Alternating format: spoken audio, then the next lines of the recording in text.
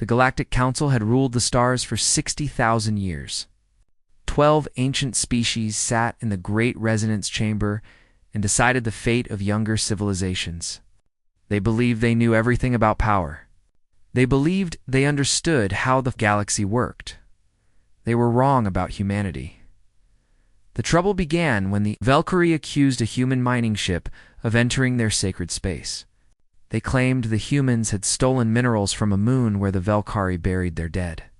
The council summoned humanity's ambassador to answer for this crime. Ambassador Yuki Tanaka was a small woman with calm eyes and steady hands. She traveled alone to the resonance chamber, where representatives from 800 civilizations watched from crystalline seats that floated in the air. The chamber was designed to make speakers feel small. It worked on most species. The Valkyrie High Mourner stood 12 feet tall. His gray skin was covered in ritual scars, and his voice echoed through the chamber like thunder. He demanded that humanity surrender 3 colony worlds. He demanded that humans accept genetic branding that would mark them forever as a lesser species. He showed sensor logs and timestamps as evidence of human guilt. Ambassador Tanaka studied the evidence carefully. She noticed that the timestamps did not match the movement of stars. She saw that the sensor logs had been changed. The evidence was false, and anyone who looked closely could see it. The council gave her the floor to speak. 800 species leaned forward, expecting anger or fear or desperate bargaining. Humanity was young. Humanity was small. Surely the human ambassador would beg for mercy. Tanaka looked across the assembled representatives. She looked at the Valkyrie High Mourner. She looked at the ancient Dothrani observers who had founded the council long ago. Then she bowed once, turned around, and walked out of the chamber without saying a single word. The chamber exploded with noise. No species had ever refused to address the council. The Valkyrie Mourner screamed that this was proof of human guilt. Other representatives shouted questions and demands. But the human ambassador was already gone. Within 6 hours, something strange happened. Every human in council space quietly packed their belongings and left. Diplomats closed their offices. Merchants shut down their shops. Scientists ended their research projects. Teachers said goodbye to their students. They all went home to human space. They did not explain why. The communication channels that connected human territory to the rest of the galaxy went dark. Messages sent to human space simply disappeared. Ships that approached the human border found polite automated systems that redirected them elsewhere. Humanity had stopped talking to the galaxy. At first, the council did not worry. Humans were young and foolish, they said. Humans would come crawling back when they realized their mistake. The Valkyrie High Mourner laughed and said that silence was the same as confession. But weeks passed, and the silence continued. The first problems appeared in small ways. The Krethno Valley Syndicate had contracts with human medical companies. Their orders stopped arriving. The syndicate sent messages asking what had happened. But the messages vanished into empty space. A Dothrani observer named Mveth Kwan began to study what humanity had been doing before the silence. What she found disturbed her greatly. Human engineers had improved the efficiency of the Axis 7 trading hub by 340%. Human musicians were the most requested performers at diplomatic events across 40 star systems. Human language experts had solved more communication problems between species in 2 centuries than the Council's own translators had solved in 10,000 years. Humans had made themselves useful everywhere, and now they were gone. The Valkyrie dismissed these concerns. Humans were replaceable, they said. But privately, the High Mourner received troubling reports. 3 Valkyrie research stations depended on atmospheric processors that humans had designed. Without human maintenance codes, those processors would fail within 18 months. The stations would become death traps. Other species began to whisper among themselves. The Orinthia hive-minded species noticed something important. Humans had never tried to take territory from anyone. They only settled in dead systems that nobody else wanted. And somehow they made those barren rocks into thriving worlds. The Ulemni aggregate. A civilization of living machines remembered that human programmers had helped repair their ancient code libraries. The humans had asked for nothing in return. They had simply helped because help was needed. Meth Kwan wrote a report for the council. Her conclusion was simple and terrifying. Humanity had never needed the galaxy. They had helped others because they wanted to, not because they had to. But the galaxy, it turned out, had needed humanity very much. The council sent delegation after delegation to the human border. Each delegation was received politely by automated systems. They were offered food and drink. Then they were sent home with no answers. 8 months after the silence began, the Galactic Council started to fall apart. The Orinthi were the first to leave. They stood before the council and announced that any government that created false evidence against a peaceful species had no right to govern anyone. Then they released their own sensor data they had gathered independently. It proved that the human mining ship had never entered Velkar space. The whole accusation had been a lie designed to humiliate humanity. 3 more species left the council within a week. The Dothrani Collective had stayed quiet during the crisis. They were the founders of the council, the oldest voices in known space. When they finally spoke, everyone listened. They told a dark story. Every few thousand years, they said, a species emerged that worried the council. Not species that were violent or aggressive. Species that were kind. Species that helped others without asking for payment. Species that made the ancient powers feel small and outdated. Those species had always been destroyed, not through war. The council was too civilized for open war. Instead, they used legal tricks, economic pressure, and manufactured scandals.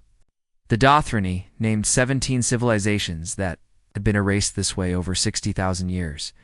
Humanity was supposed to be the 18th. But humanity had refused to play the game. The Velkari High Mourner grew desperate. He declared humanity an enemy of all civilization and ordered a war fleet to assemble. Hundreds of warships gathered at the border of human space, ready to attack. But when they arrived, they found something unexpected. 43 species had positioned themselves between the war fleet and human territory. The Orinthi were there. The Ulamni were there. Dozens of smaller civilizations stood in line. Civilizations that humanity had quietly helped over the years. Species the council had always ignored. Their message was clear. Humanity chose silence instead of violence. They would stand with silence. The war fleet turned around and went home. 1 year. 3 days and 7 hours after she walked out, Ambassador Tanaka walked back into the resonance chamber. The chamber was half empty now. The Velkari had been expelled. 6 of the 12 founding species had left in shame. The Dothrani had apologized publicly for thousands of years of manipulation. Those who remained looked at Tanaka with uncertain eyes. They waited for her to speak, afraid she might simply leave again. She told them about the year of silence. Humanity had debated how to respond to the false accusations. Some wanted to fight. Some wanted to present evidence and argue their case. But human historians had studied the council's records. They had found the pattern of destroyed civilizations.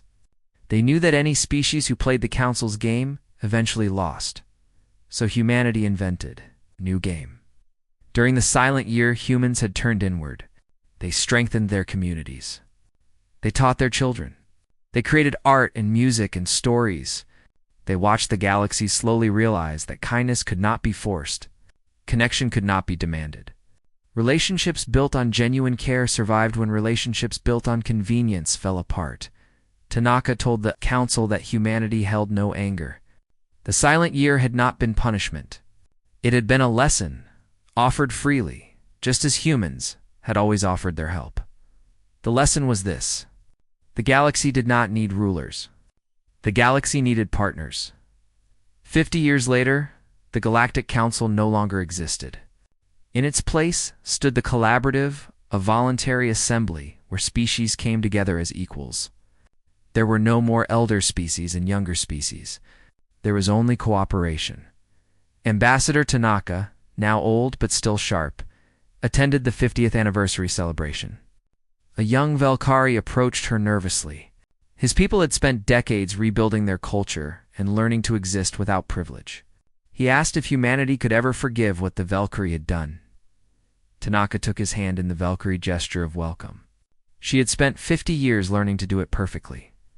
There was nothing to forgive, she told him. His ancestors had been afraid. Fear made people do terrible things, but fear could be unlearned, and he was proof that his people had chosen a better path. That night, the celebration included a moment of silence. 800 species stood together and shared space, not enemies, not strangers, but partners. The silence lasted exactly 1 year, 3 days, and 7 hours. Then human musicians began to play, a gift freely given, as always. And the galaxy danced together for the first time in 60,000 years. 3 months had passed since humanity went silent. The galaxy was beginning to feel the emptiness. Imveth Kwan was a Dothrani observer. Her species had founded the Galactic Council 60,000 years ago. They were the oldest civilization in known space, and Meth had spent her long life watching younger species rise and fall. She thought she understood how the galaxy worked, but humanity confused her. She sat in her research chamber, surrounded by floating screens that showed data from across the stars. Every screen told the same story. Something was wrong, and it was getting worse. The problems had started small. A trading company called the Krethno Valley Syndicate had contracts with human medicine makers. They made drugs that cured diseases no other species could treat. When the silence began, the syndicate sent messages asking about their orders. The messages disappeared into the void. No error codes. No rejections. The messages simply ceased to exist. The syndicate sent a ship to investigate. The ship reached the border of human space and found a small, automated station. A pleasant voice welcomed them and offered refreshments. Then it politely explained that human space was closed for scheduled maintenance. The ship was redirected home. No other explanation was given. If Meth pulled up more reports, a scientific research station in the outer reaches had been studying a strange new element. Human scientists had been helping them. Now the humans were gone, and the remaining researchers could not understand their notes. The project had stopped completely. A diplomatic crisis between the Fenari and the Kasuth had been building for decades. Human translators had been working to find common ground between the two species. Their languages were so different that no other translators could help. Without the humans, talks had collapsed.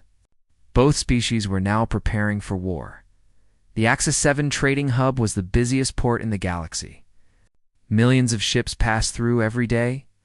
Human engineers had redesigned the traffic systems 3 years ago, making everything faster and safer. Now those systems needed updates, and nobody knew how to do it. Wait times had doubled. Accidents were increasing.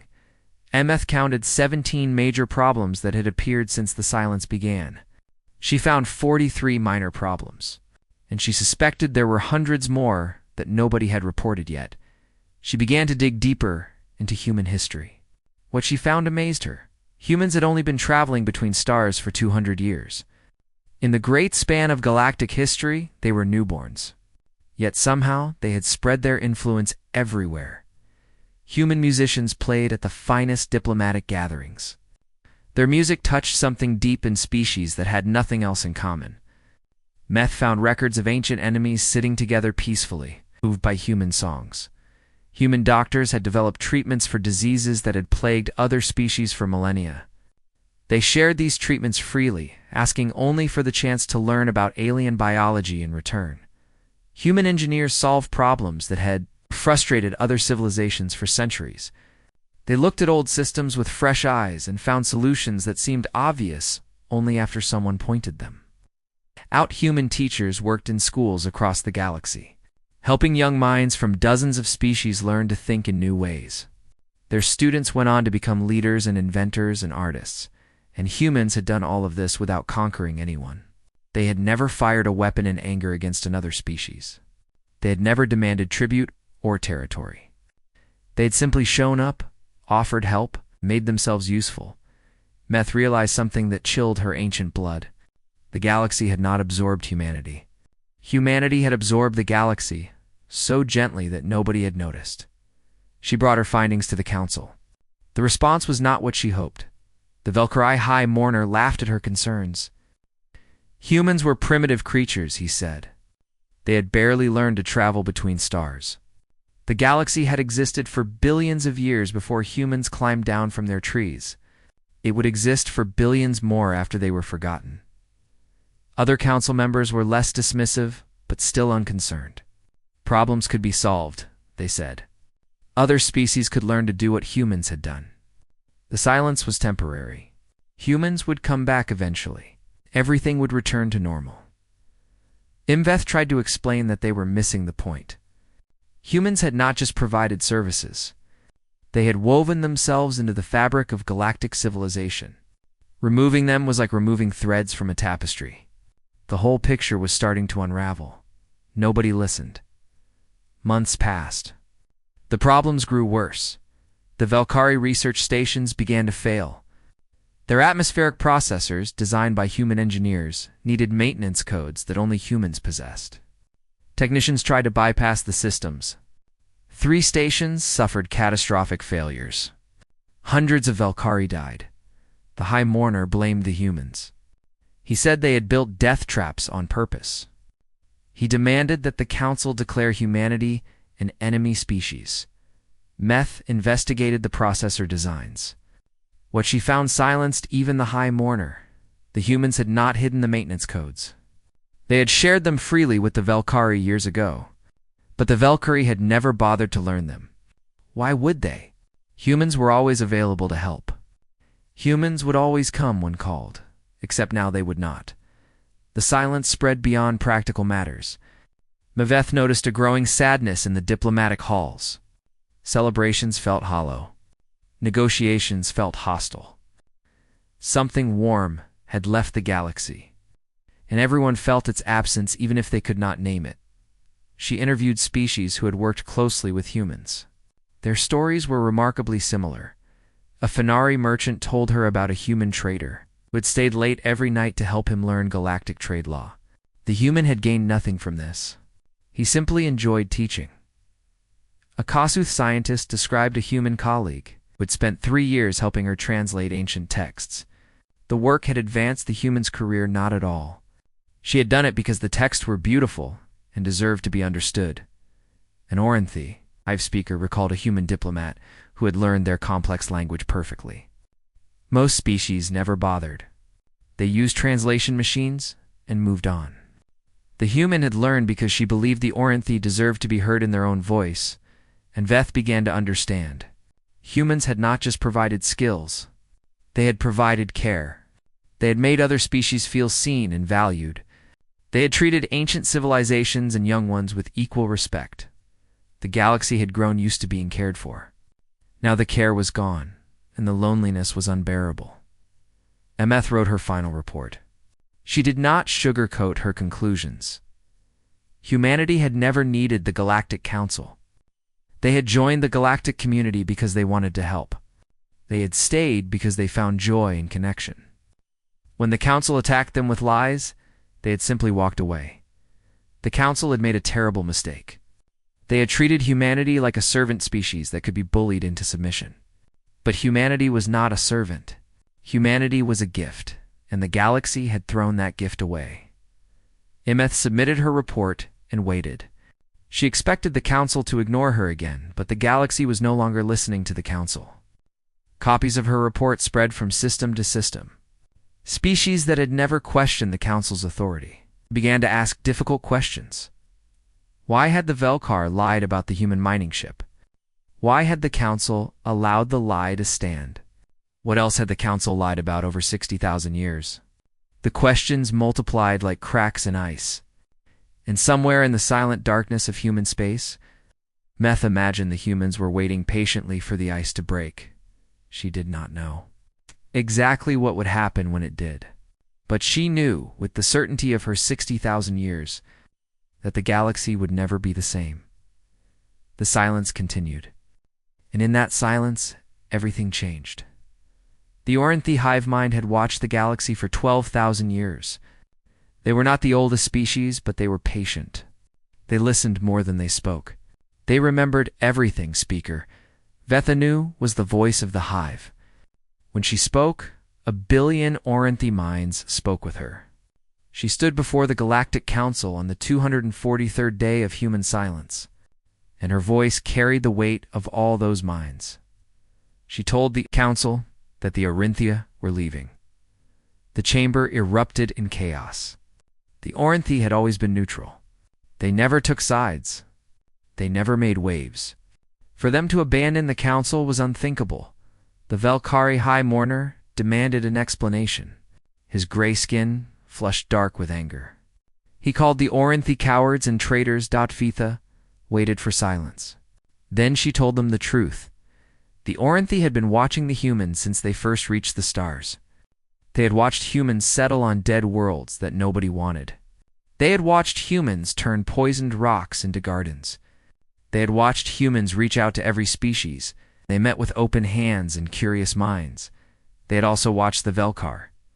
The Orinthi had sensors everywhere. They saw things that others missed. And they had seen Velkhari agents plant false evidence on the human mining ship. They had recorded Velkhari officials doctoring sensor logs. They had documented every step of the conspiracy to frame humanity for a crime they did not commit. Vethanu raised her hand. A hologram appeared in the center of the chamber. It showed the human mining ship, the one accused of violating Velkhari space. The ship was exactly where its crew had said it was, thousands of light years from Velkhari territory. The timestamp was clear. The evidence was undeniable. Then the hologram showed something else. A Velkhari shuttle approaching the same coordinates days before the accusation. The shuttle released a cloud of nanomachines that settled on the asteroids nearby. When investigators arrived later, those nanomachines created false mineral signatures that matched Velkhari's sacred elements. The frame had been planned for months. The Velkhari had chosen humanity as their target long before the mining ship ever launched. The chamber fell silent. Every eye turned to the High Mourner. He tried to speak. He tried to deny it.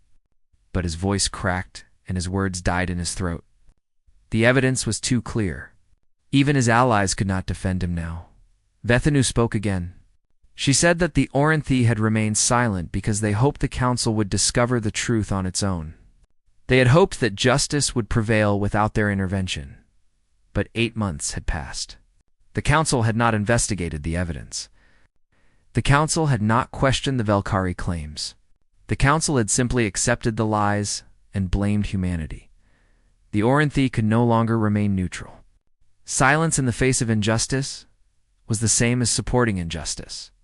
They chose to stand with the truth. Then Vethanu said something that shook the chamber to its foundations. She told them that the Orinthi were not the only ones leaving. The Ulemni aggregate, a civilization of living machines, announced their withdrawal. They had studied human programming techniques. Human code was elegant and clean, written to help rather than to control. The humans had asked nothing in return for sharing their knowledge. The Ulemni could not support a council that punished such generosity. The Cassari nomads declared their departure. They were wanderers who traveled between stars in great fleets. Humans had shared fuel and food with them when other species turned them away. The Cassari remembered their debts. The Fenari withdrew. The Tithmaru withdrew. The pale swimmers of Oceanus Prime withdrew. One by one, species rose from their seats and walked out of the chamber. By the end of the day, 43 species had left the Galactic Council. The High Mourner raged and threatened. He called them fools and weaklings. He said they would regret their betrayal. But his voice sounded hollow now. His power was crumbling. Then the Dethroni collective spoke. Methquan stood as the voice of her people. The Dethroni were the founders of the council. They had created it 60,000 years ago to bring order to a chaotic galaxy. Their word carried more weight than any other species. She told them a story that had never been shared outside Dothrani archives. Long ago, Dothrani had recognized a pattern. Every few thousand years, a species emerged that made the ancient powers uncomfortable. Not violent species. Not aggressive species. Kind species. Species that helped others without seeking reward. Species that made the old civilizations look selfish and small by comparison. Those species were dangerous. The ancient Dothrani had decided, not because they threatened war, but because they threatened change. They showed that a different way was possible. They made others question the natural order of things, so the council had learned to eliminate them, not through open war. The council was too civilized for that. Instead, they used legal tricks, economic pressure, false accusations, manufactured scandals. They destroyed reputations and crushed spirits. They made the kind species seem like villains until nobody would defend them. MF named 17 species that had been erased this way. The Valanthi, who had developed medicine that could have saved billions. The Kortian, who had created art that brought species together. The mindful ones of Tertius, who had taught meditation techniques that ended wars. All gone. All forgotten. Wiped from history by the very council that claimed to protect Galactic civilization. Humanity was supposed to be the 18th victim. The chamber was silent. Imith looked at her fellow council members, at the representatives who had ruled the galaxy for so long. She saw shame in some eyes, fear in others, anger in a few. She told them that the Dothrani could no longer hide from their history. They had created this system. They had allowed it to continue for 60,000 years. They were guilty of crimes beyond counting. The Dothrani collective formally apologized to humanity, to the 43 species who had left, and to the 17 species who had been destroyed. They pledged to open their archives and reveal every secret. They would hide nothing. Then Mepeth said something that surprised even her own people. She said that the humans had already won. The council had expected humanity to fight or beg or bargain. That was what every species did when threatened. That was how the game was played, but humanity had refused to play. They had simply walked away. They had shown the galaxy that there was another option. You did not have to accept injustice. You did not have to engage with systems designed to destroy you. You could choose silence. You could choose peace. You could wait for the truth to reveal itself, and the truth always revealed itself eventually. The Velkhari. High Mourner made one last desperate move. He declared humanity an enemy of galactic civilization. He ordered the Velkhari war fleet to assemble. Hundreds of ships gathered at the border of human space, weapons charged and ready. They arrived to find a wall of ships blocking their path. The Orinthi were there. The Ulemni were there. The Cassari and the Fenari and the Pale Swimmers were there. 43 species had positioned themselves between the war, fleet, and human territory. Their weapons were not charged. Their shields were not raised. They simply floated in space, silent and still. The commander of the Velkhari fleet demanded they move aside. The response came from all 43 species at once, speaking in perfect unison. Humanity chose silence over violence. They would stand with silence. The Velkhari commander looked at his sensors. He counted the ships arrayed against him. He calculated the odds. Then he looked at something his sensors could not measure. He looked at the determination in those ships. He saw species that had never cooperated before, standing shoulder to shoulder. He saw ancient enemies united by a common cause. He saw something new being born in the galaxy, something that his weapons could not destroy. He ordered his fleet to stand down. The war that never happened ended, without a shot being fired. The Velkhari ships turned around and went home. The High Mourner was arrested by his own people 3 days later, and still, in the silent darkness beyond the border, humanity waited. They had spoken without words. They had fought without weapons. They had won without conquering. The galaxy was finally ready to listen. 1 year, 3 days, and 7 hours. That was exactly how long humanity had been silent. Ambassador Yuki Tanaka stood at the entrance of the resonance chamber. She was older now. Gray touched her black hair, and new lines marked her face. But her eyes were the same. Calm, patient. Seeing everything, she had received the council's invitation 3 days ago. What remained of the council, anyway? Half the seats in the great chamber were empty.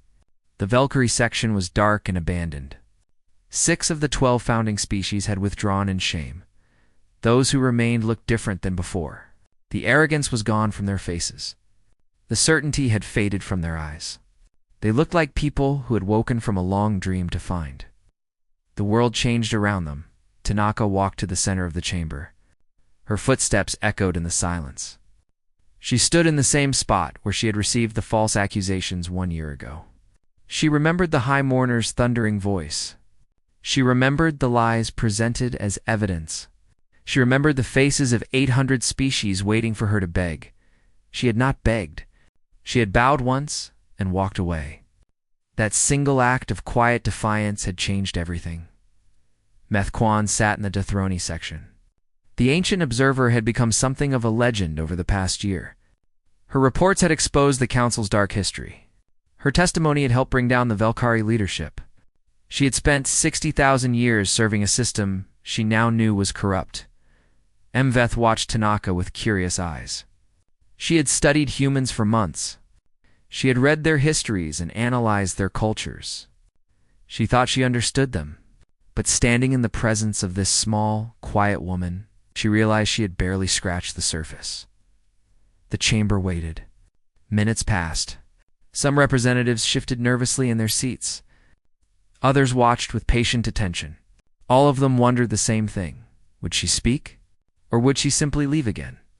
Tanaka looked around the chamber slowly. She met the eyes of species that had demanded her surrender. She met the eyes of species that had stayed silent while lies were told. She met the eyes of species that had only recently found the courage to seek the truth. Then she began to speak. Her voice was soft, but it carried to every corner of the vast chamber.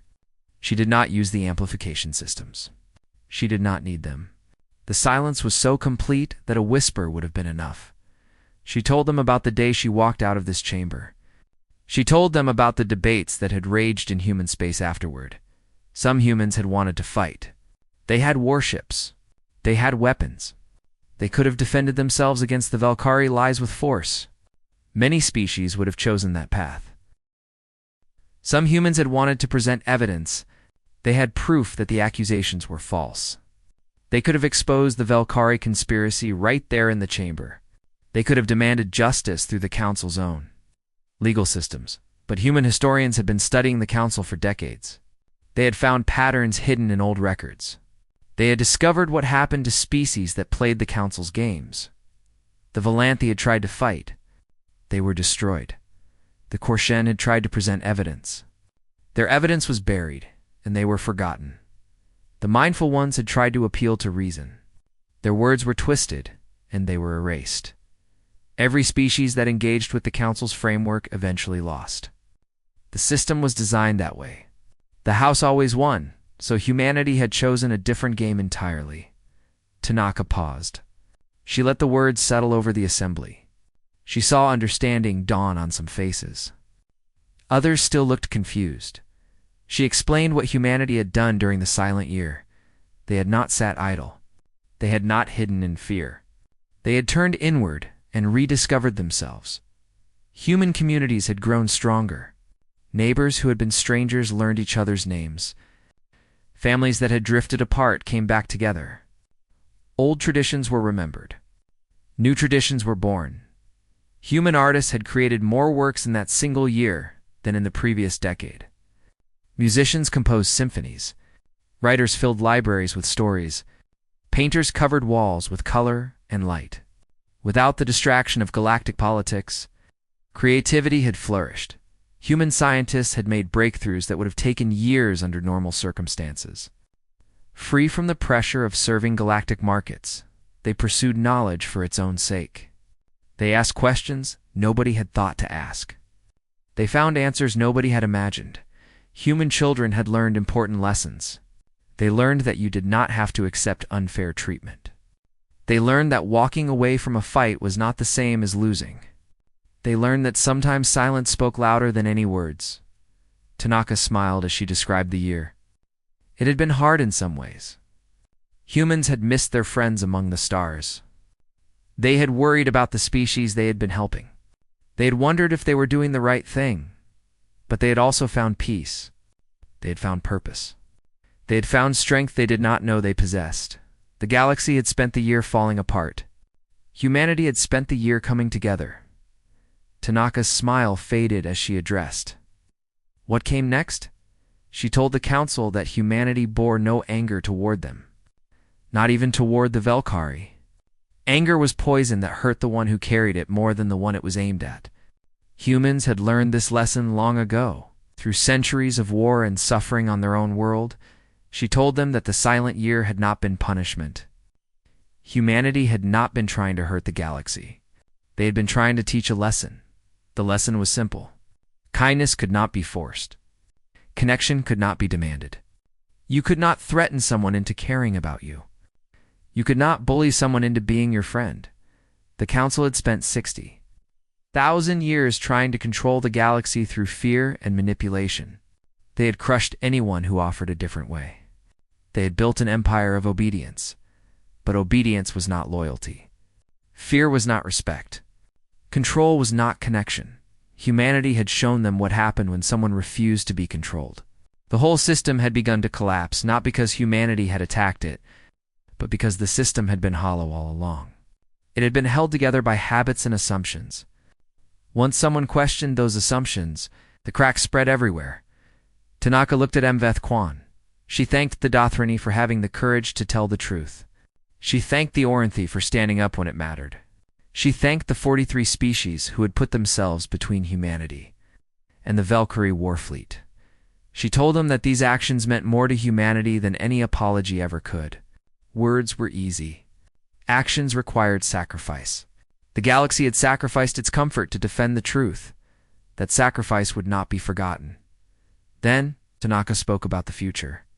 She said that humanity did not want to rule the galaxy. They did not want to replace the council with a human empire. They did not want tribute or territory or genetic submissions.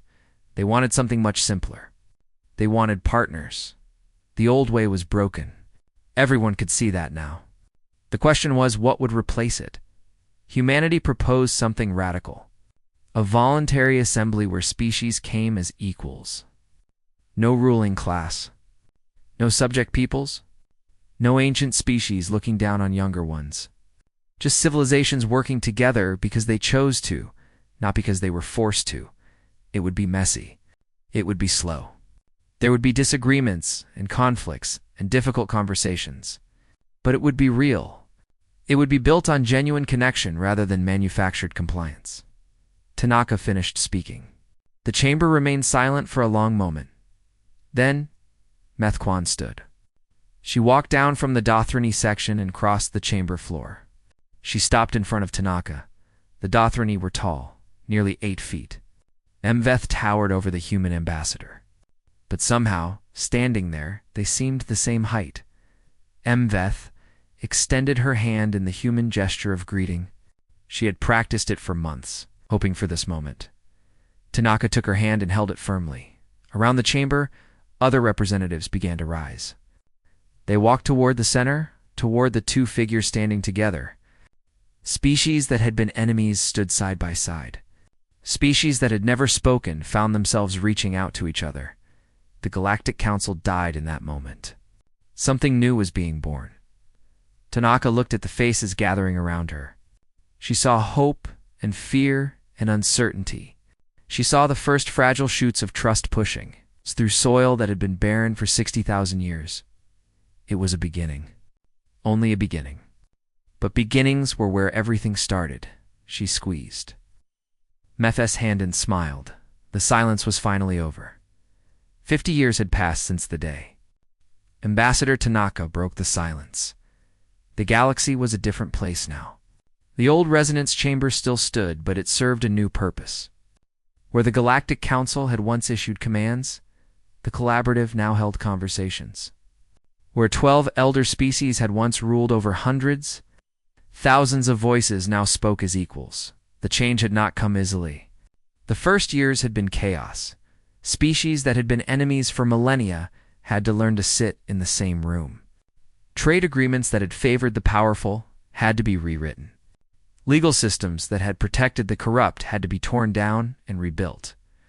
Old hatreds did not disappear overnight. Old habits died hard. but humanity had been patient. They had helped where they were asked. They had stepped back when they were not needed. They had trusted the galaxy to find its own way forward, and slowly, painfully, beautifully it had. The Fenari and the Kasuth had signed a peace treaty after 2 centuries of conflict. Human translators had helped them understand each other, but the decision to end the war had been their own. Their children now attended the same schools. Their scientists worked in the same laboratories. The hatred that had defined their ancestors seemed like ancient history. The Orinthi. Hivemon had opened itself to visitors for the first time ever. Other species could now experience what it felt like to be part of a billion connected souls. The experience changed everyone who tried it. They came away with a deeper understanding of what unity really meant. The Ulemni. Aggregate had begun teaching organic species about machine consciousness. The old fear of artificial minds was fading. Machines and biologicals worked side by side, each learning from the other. The boundaries that had once seemed absolute grew thin and permeable. Even the Valkyrie had found redemption. After the High Mourner's arrest, their civilization had collapsed into civil war. Generations of lies and corruption had poisoned everything. Many thought the Valkyrie would destroy themselves completely, but a new generation had risen from the ashes. They had studied their history honestly. They had faced the crimes of their ancestors without flinching. They had rebuilt their culture from the ground up. Keeping what was good and discarding what was rotten, it had taken 30 years. 30 years of hard work and painful honesty. But the Valkyrie who emerged were stronger than those who came before. They had earned their place in the collaborative through humility and service, not through threats and manipulation. Ambassador Yuki Tanaka had watched all of this unfold. She was old now. Her hair was white and her face was lined with age. She walked with a cane carved from wood that grew only on Earth, but her eyes were still sharp. Her mind was still clear, and her heart was still full of the same quiet hope that had sustained her. Through the silent year, she had retired from official duties decades ago. Younger humans had taken up the work she had started. They were good at it. Better than she had been, in many ways. They had grown up in a galaxy that was learning to trust. They did not carry the same scars, but the collaborative had asked her to attend the 50th anniversary celebration. They wanted to honor her. They wanted to remember where they had come from. Tanaka had almost refused. She did not like ceremonies. She did not think she deserved special recognition. She had only done what seemed right at the time. Anyone would have done the same. Meth Kwan had convinced her to come. The old Dethroni was still alive, though she rarely left her homeworld anymore. She had become something of a legend herself. The observer who had told the truth when lies would have been easier, the ancient voice that had admitted ancient wrongs. Methets had sent Tanaka a message. She said that the celebration was not really about honoring the past. It was about teaching the future. Young people across the galaxy needed to see that ordinary individuals could change history. They needed to know that courage came in quiet forms as well as loud ones, so Tanaka had come. The celebration was held in the old resonance chamber. The crystalline seats had been rearranged into circles rather than hierarchies. Representatives from over 1,000 species filled the space. Many of them had not even achieved space travel 50 years ago. Now they stood as equals among the stars. Tanaka sat beside Maveth in a place of honor. The two old friends did not speak much. They did not need to. 50 years of shared history connected them more deeply than words ever could. The celebration included speeches, and songs and displays of art from across the galaxy. Each species contributed something. The diversity was overwhelming and beautiful. Colors and sounds and ideas that no single mind could have imagined flowed together into something greater than the sum of its parts. Then, a young Valkyrie approached Tanaka's seat. He was barely an adult by his species standards. His gray skin was smooth and unscarred, unmarked by the ritual wounds his ancestors had worn. He moved with nervous energy, clearly terrified to be standing before the legendary human ambassador. He introduced himself as Keth Vero. He was 3 generations removed from the High Mourner who had tried to destroy humanity. His great-grandfather had been one of the officials who planned the false accusations. Kethvero had grown up with that shame. He had studied the history of the conspiracy obsessively. He had learned every detail of what his ancestors had done. He had visited the memorial sites for the 17 species. The council had erased over 60,000 years. He had come to ask a question that had haunted him his entire life. Could humanity ever forgive what the Valkyrie had done? Tanaka looked at the young man for a long moment. She saw the fear in his eyes. She saw the weight he carried on his shoulders. She saw a soul that had been crushed by guilt for crimes committed before he was born. She reached out and took his hand in the Valkyrie gesture of welcome. She had spent 50 years learning to perform it perfectly. Every finger position, every subtle pressure, every tiny movement that conveyed meaning in their culture. Kethvero's eyes went wide. No human had ever greeted him in his own tradition before. Most did not bother to learn. Tanaka told him that there was nothing to forgive. His ancestors had been afraid. Fear made people do terrible things. They had seen humanity rising and felt threatened by what they did not understand. They had lashed out because they did not know any other way. But fear could be unlearned. The young man standing before her was proof of that. He had inherited a legacy of shame, and he had chosen to transform it into something better. He had not run from his history. He had faced it and grown stronger. That took more courage than anything his ancestors had ever done. Tanaka told him that the Valkyrie of today were not responsible for the sins of the Valkyrie of yesterday. Each generation had the chance to choose its own path. His generation had chosen well. Kethvero's eyes filled with tears. He tried to speak, but could not find words. Tanaka simply held his hand and waited around them. The celebration continued, but many eyes had turned to watch the old human and the young Valkyrie. They saw something important happening. They saw the past and the future meeting in a moment of grace. Finally, Kethvero found his voice. He thanked Tanaka. He promised that his people would never forget the lesson humanity had taught. He vowed to spend his life building bridges between species, just as humans had done. Tanaka smiled. She told him that was all anyone could ask. The celebration reached its climax as the lights dimmed throughout the chamber. A moment of silence had been planned. Not the heavy silence of absence, but the warm silence of connection. 1,000 species stood together in the darkness. They did not speak. They did not move. They simply existed in shared space, breathing the same air, feeling the same moment. The silence lasted exactly 1 year, 3 days, and 7 hours, compressed into a single symbolic minute. Then the lights rose, and human musicians began to play. The music was old. It came from Earth, from a time before humans had reached the stars. It spoke of hope and loss and the long journey toward understanding. It needed no translation. Every species felt its meaning in their own way. Maveth took Tanaka's hand as the music swelled. The old Dothrani's eyes were wet with tears. She had not shed in centuries. She whispered that she had lived for 60,000 years. She had seen empires rise and fall. She had watched species evolve and go extinct. She had witnessed wonders beyond counting, but she had never seen anything as beautiful as this. Tanaka squeezed her friend's hand. She looked out at the 1,000 species gathered in the chamber. She saw them swaying to the music, moving together in rhythms that crossed every boundary of biology and culture. This was what humanity had hoped for during the silent year.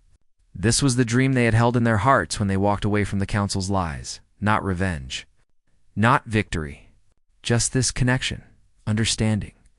A galaxy, learning to dance together. The music played on. And for the first time in 60,000 years, the galaxy was truly at peace. Not the peace of submission. Not the peace of fear. The peace of partnership. The peace of trust. The peace that came when silence finally gave way to song. Tanaka closed her eyes and let the music carry her home.